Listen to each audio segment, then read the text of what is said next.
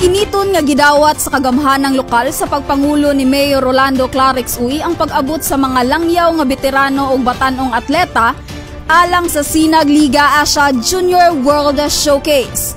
Personal nga giabi-abi sa mga opisyales sa City Hall uban ni City Administrator Attorney Roy Hilario Raagas ang mga delegado gikan sa USA, Canada o uban pang nasod sa Asya sa ilang pag-abot sa Lagindingan Airport ni adtong Biyernes, Hulyo 4 ning tuig.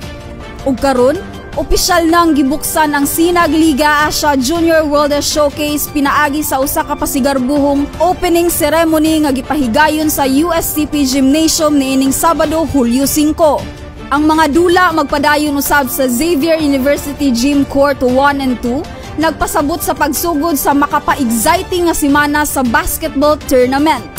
Mismo si Mayor Clarix mihatag sa iyang dakong suporta kauban ni Carmen Punong Barangay Rainier Joaquin Kikang Uy, diin nahimong host sa city ang dakbayan sa usa ka labing dakong sporting event sa kasaysayan sa Cagayan de Oro.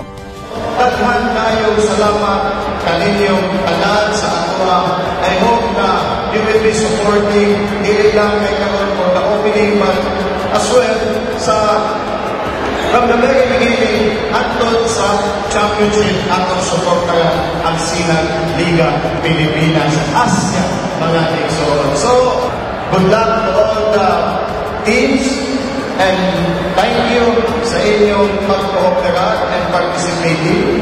And thank you sa Sinag Liga Asia and to all the men and women behind to make this event possible. Salamat kayo. Kung hindi mahimo kung wala ang suporta sa atong mga katawan. Daghan kayong salamat. Adunay 36 ka international teams nga magtigi batok sa mga lokal nga grassroots sa players sa umaabot nga usa ka semanang torneo nga magsugod karong adlaw. Ilang gidala ang Junior World Showcase sa Cagayan de Oro gikan Hulyo 5 hangtod Hulyo 11. Tanan naghikaos sa pagbukas sa dula sa SLA Junior World Showcase, giingon man ni City Administrator Attorney Raagas, let the game begin. Si Mayor Clarix Uy together with Vice Mayor Bebo Rodriguez and the 21st City Council.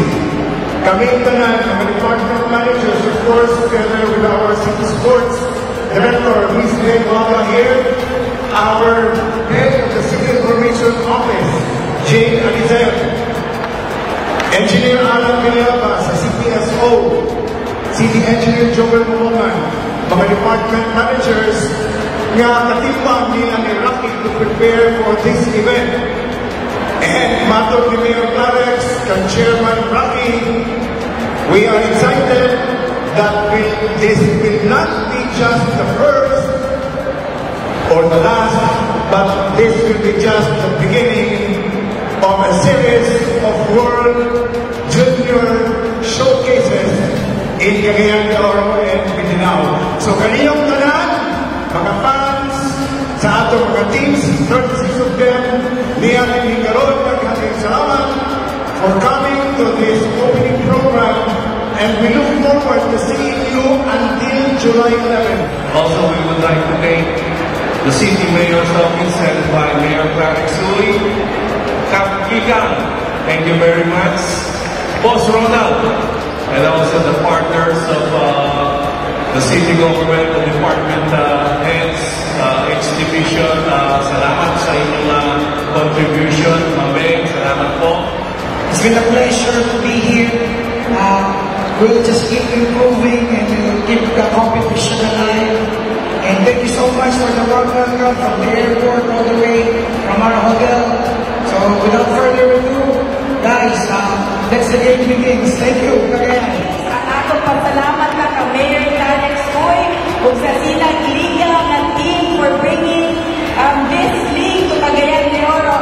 Again, in behalf of Secretary Cristina Garcia Frasco, I would like to congratulate all of you and welcome our foreign delegates to Cagayan de Oro, the city of Golden Friendship. Ngayon po na, binabati ko kayo.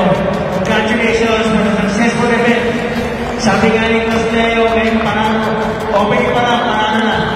Again, to all the kids, players, participants, coaches, good luck, play with passion, be humble when you're winning.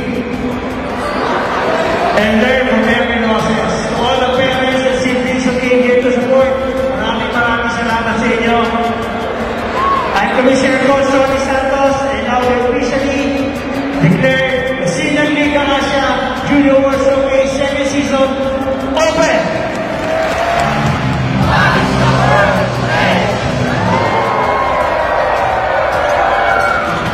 Napakita kini og dakong oportunidad alang sa mga local players sa Dakbayan nga makakita ang kahanas o kadasig kontra sa mga atleta sa international court. Uban sa kamera, June Cañete, Kim Zolivar, Jay Arangcon, Roel Felicitas, kini si Marinel Salapang alang sa City Hall News Updates.